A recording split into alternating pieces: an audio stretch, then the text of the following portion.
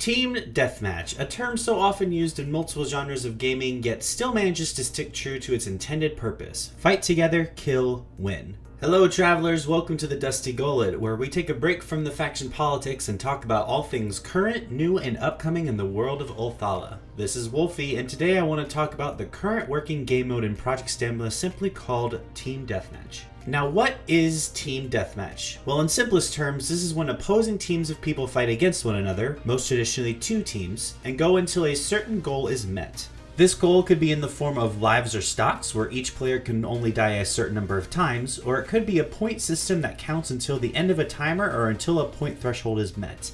Team Deathmatch in Project Stamina is the latter. As stated in my stream recap video, this game mode is a brawl with no time limit, and the first team to reach 50 points wins the battle. As it stands now, player kills are worth 2 points and summon kills are worth 6 points. This could of course change at any moment, but this solidifies the idea revealed in the Second Win podcast on Patreon that the development team want Team Deathmatch to be a quick game mode that lasts somewhere between 6 to 10 minutes. It's fast, simple, you go in and learn the mechanics of the game or of a new character or build, and you don't feel like you'll be stuck in an endless perpetual loop of constant losing in case something doesn't work out. Now, to counter this, I do like the idea of having what is essentially quick play, because a lot of players do like a mode where they can just mess around in without breaking the progression, so to speak, but at the same time, I can't imagine such a short game mode will actually give players a chance to learn how certain abilities, upgrades, or combos work, at least not to a higher scale. And the reason for that is because when you have a game where your characters level up and have scaling stats, I can picture one of two things happening. One, the experience numbers or level thresholds have been increased or reduced respectively to the point where you level up incredibly fast, and so you never actually have the time to learn what your upgrade choice does or how your character's stat changes have impacted how they perform before you even move to the next level. This slows down the game because players will have to stop, look, and read at what their upgrades do and make a choice, and by the time that they're done, a couple kills or objectives have been done and they've got another level, and the process starts all over again, which granted is not the worst thing in the world, but it still kind of doesn't feel good.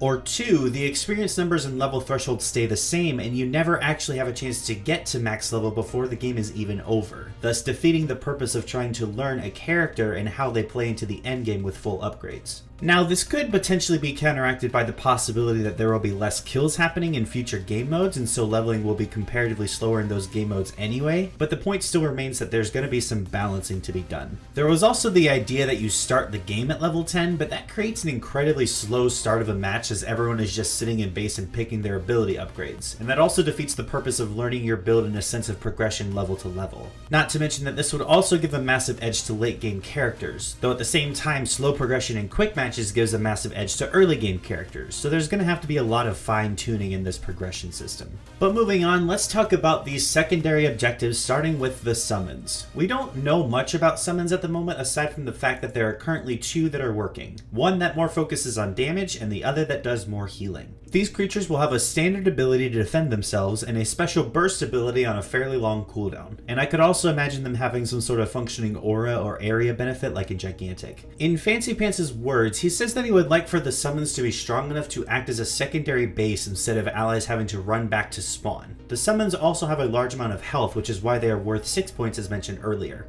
It's also currently possible to place summons on the enemy side of the map, which I think needs to change as soon as possible because frankly I don't want to live in a world where green mapping exists again. Capture Orbs. These are things I have much more information about. These objectives spawn in one of 3 areas on the map randomly that need to be channeled in order to capture, and doing so gives one of 3 buffs to all allies in the area. And the reason I say that explicitly is because it has been confirmed that allies who were not involved in the capture or who are dead when it was collected do not get the buff. That gives a big dynamic to rotating to secure this objective with the whole team or just sending a couple to delay the enemy from capturing it while the rest of you do something else. Because the most interesting thing about these, at least in my opinion, is that they will despawn after a little while and neither team get the benefits. As it stands right now, the buff could either be a damage boost, increased stamina regeneration, or a full focus charge. The exception to this is the first orb, which always spawns in the middle and always gives a focus charge. Now, I've already recommended that this should instead be changed to increased focus gain, because a full charge right at the start of the game is a very powerful tool that could lead to a snowball not just in the race to 50 points, but also in gaining levels and more upgrades. Aside from that, I think this kind of system could be good with some tweaking. My only real gripe about this concept script is that I'm finding it hard to justify a reason for a losing team to go for these objectives, especially since the buff is random. Granted, you may have noticed in this gameplay that the orbs are different colors, and that signifies what the buff will be when it's collected, and that's great, but it still doesn't change my belief that a losing team will not be trying to gather these when they're already behind several levels, especially since they don't actually increase your score.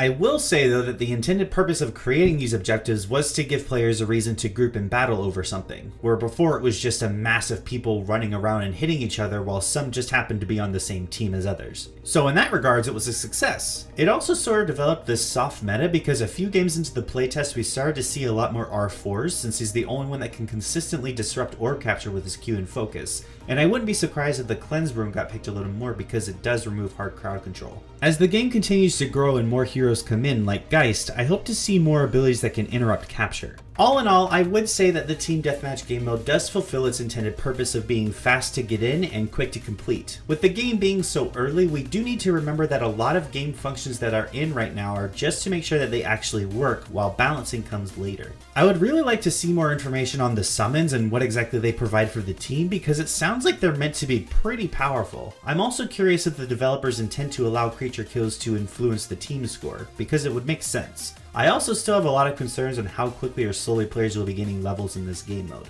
But I'd really like to know your opinions on everything that I talked about in this video. That'll wrap up today's discussion. If you enjoyed watching, please make sure to leave a like so that I know I'm doing a good job. If you have any subject in particular that you'd like me to make a video about, be sure to leave a comment and I'll see if I can make it happen. Don't forget to subscribe and click that bell so you'll be notified when the next video comes out. But until then, thanks for watching. This has been Wolfie, safe travels, and don't worry, I'll put it on your tab.